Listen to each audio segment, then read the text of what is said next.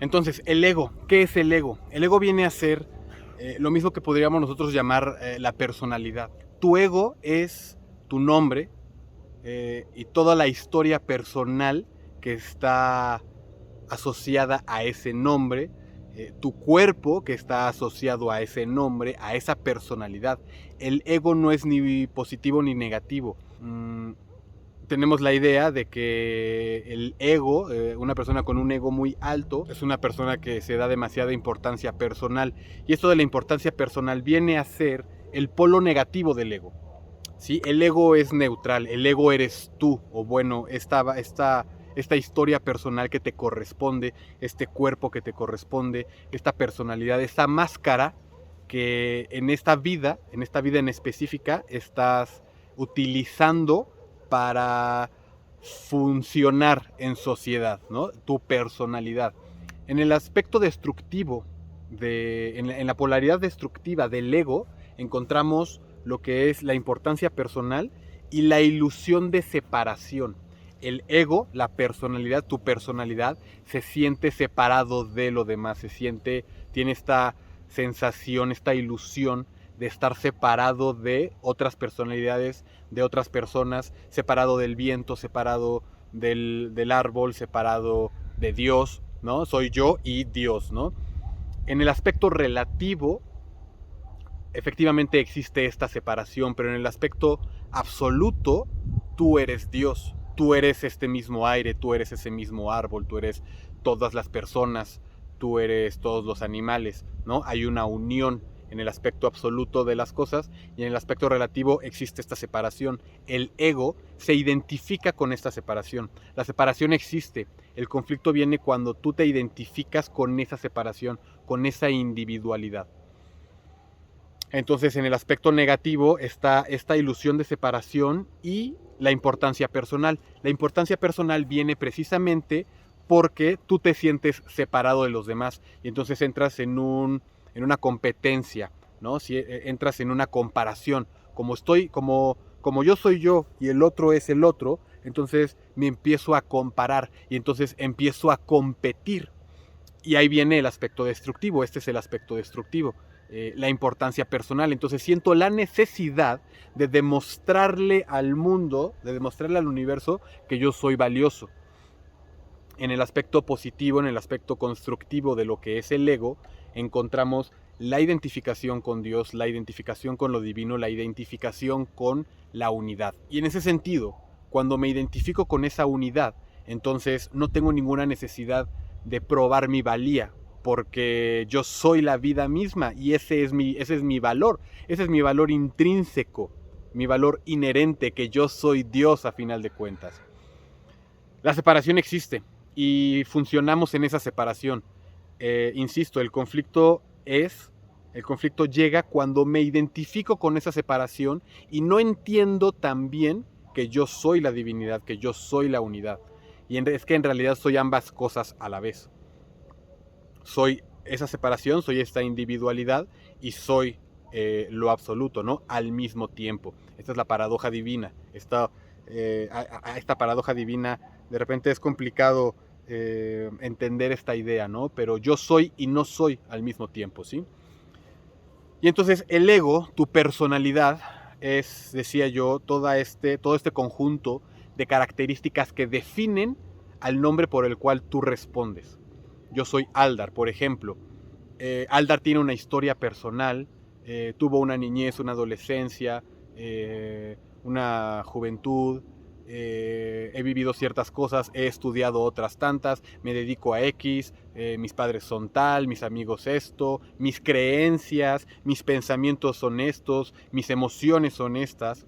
Pero si se fijan, estoy hablando de mis emociones, de mi ego, de mi personalidad, ¿sí? Tu ego. Entonces, si el ego es tuyo, entonces cuestiónate, ¿no? ¿Quién eres realmente tú? Si esta personalidad es algo que es tuyo, es mi personalidad, tu ego, entonces ¿quién eres realmente tú? El, Tú eres el poseedor de esta personalidad, de este ego. Y entonces el ego no buscamos disolverlo. El ego, en lo que es la espiritualidad light, se dice mucho que el ego hay que disolverlo. Yo podría decir que lo que hay que disolver es la importancia personal. El ego como tal, no. El ego es un mecanismo de defensa, digámoslo así, de defensa que me capacita para funcionar en esta sociedad, en este tiempo en específico. Si yo eliminara mi ego, si yo eliminara mi personalidad, entonces sería como decir que tengo que volver a empezar a aprender a caminar, a aprender a comer, a aprender a ser un ser humano. ¿Sí? Porque mi ego, incluso en el ADN, tiene toda la información de lo que es ser un ser humano, tiene toda la información, incluso, como digo, genética de lo que se ha transmitido generación tras generación y de la idea que es ser un ser humano. Entonces, si yo eliminara mi ego, eliminaría precisamente todo lo que he aprendido, incluido respirar, comer, caminar. El ego, decía yo, es un mecanismo de defensa. El ego es lo que me hace que no dé un paso más al precipicio, porque el ego sabe que me voy a caer, ¿no? El miedo a las alturas, el miedo a dar ese siguiente paso, es una protección, es para no caerme al precipicio y matarme. El ego es el que evita que meta la mano al fuego, porque sabe que me voy a quemar. Entonces el ego es importante. El ego cumple su función de defensa. De defensa. Pero por el otro lado también, digamos que si yo me enamoré de chiquito y me le declaré a la chica y me rompieron el corazón, entonces mi ego, por su mecanismo de defensa, aprende a no volverse a enamorar. Porque si me enamoro me van a lastimar y entonces no me vuelvo a enamorar. Y ahí viene el aspecto negativo, destructivo del ego, lo que ya viene siendo la importancia personal. Y esta importancia personal evita que yo disfrute de la vida, evita que yo disfrute del enamoramiento, evita que yo me vuelva a enamorar. Entonces, sí es un instrumento, sí es una herramienta muy válida, muy valiosa, pero hay que saber utilizarla. Y entonces el ego, tu personalidad, es una herramienta que tú tienes. Y hay que saber educarla, hay que saber amaestrarla, como si fuera una mascotita. Porque tú eres, en realidad, una alma. Tú eres una supraconciencia, un yo superior. Eso es lo que eres tú, un yo soy. Eso es lo que eres tú.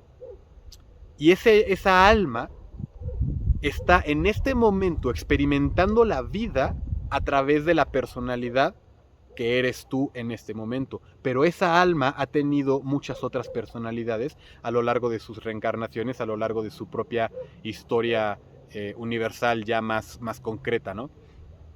Entonces el ego es una herramienta, la personalidad es una herramienta que tienes tú y que necesitas educar, amaestrar, darle amor, darle atención, observarla, consentirlo, pero también ponerlo bajo control. Lo destructivo es la importancia personal, lo que me hace compararme con el otro y querer superar al otro. Y entonces por ego necesito un coche último modelo, por ego necesito la casa más grande, por ego, ¿no? Por esta importancia personal, voy necesitando todas estas materialidades que me den un valor, porque estoy identificado únicamente con mi ego, porque no me identifico con la vida misma, no estoy identificado con Dios. Ya cuando me logro identificar con Dios, el coche no está mal, tomarte una cerveza no está mal, la casa no está mal. El problema es darte el valor a ti mismo en base a esas posesiones, en base a esas necesidades. Pero ya cuando tienes el ego bajo control, entonces en el otro polo, el ego también es la búsqueda, la personalidad es la búsqueda de la unidad, la búsqueda de mí mismo, la búsqueda de quién realmente soy, de entender quién realmente soy y qué estoy haciendo en este juego de la vida, ¿no? Y esa es la parte positiva de la personalidad del ego. Entonces, el ego, digamos que a final de cuentas es ambas cosas, porque los polos, todo tiene dos polos, todo tiene su polaridad. Entonces, el ego es la parte individual y el ego es la parte de la unicidad, la parte de la unión, la parte de conexión, la parte de amor.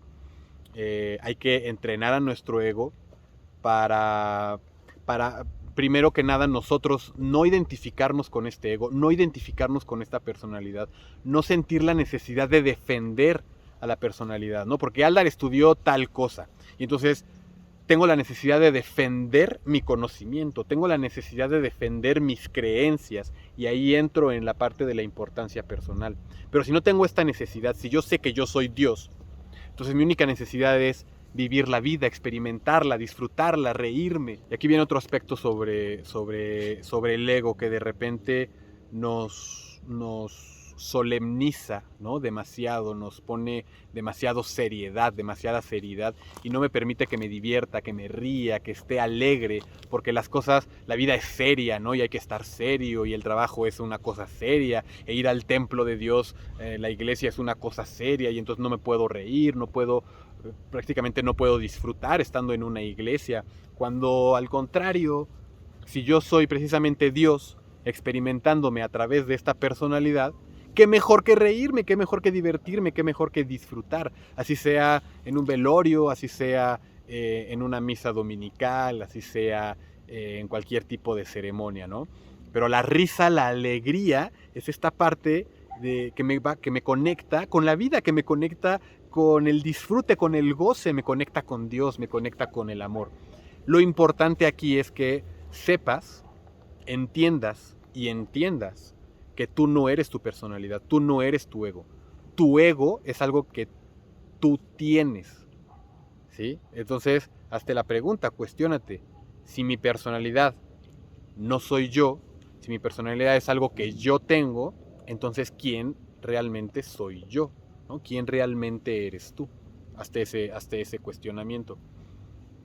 Los conflictos vienen cuando nos identificamos con el ego, cuando nos identificamos con lo material, cuando creemos que este mundo físico, este mundo material es lo único que existe, cuando hay mucho más allá. Está bien vivir en la individualidad, porque al final de cuentas soy una individualidad, siempre y cuando no me identifique con ella, porque cuando me identifico con ella, ahí entra la importancia personal y ahí entra mi incapacidad de disfrutar de la vida, porque todo el tiempo tengo que estar compitiendo, todo el tiempo tengo que estar ganándole al otro, todo el tiempo tengo que estar a la defensiva de mis ideas, de mí mismo. A grandes rasgos, esto es tu ego, esto es lo que es tu ego, es algo que tú tienes, es una herramienta que tú tienes para experimentar la vida en este tiempo y en este momento, en este tiempo y en este espacio, y que debemos amaestrar, que debemos educar, para que tengamos nosotros, desde nuestro yo superior, que tu yo superior es tu yo verdadero, desde ese yo verdadero tengas el control sobre los impulsos que tu ego maneja y no al revés, no que el ego, la personalidad y su importancia personal controle tus impulsos, tus deseos, tus necesidades. Aquí en la carta del loco vemos ejemplificada esta idea. Tú eres el loco. El loco representa tu yo superior, tu supraconciencia, tu sabiduría superior, tu yo verdadero. Y el perrito representa a tu personalidad.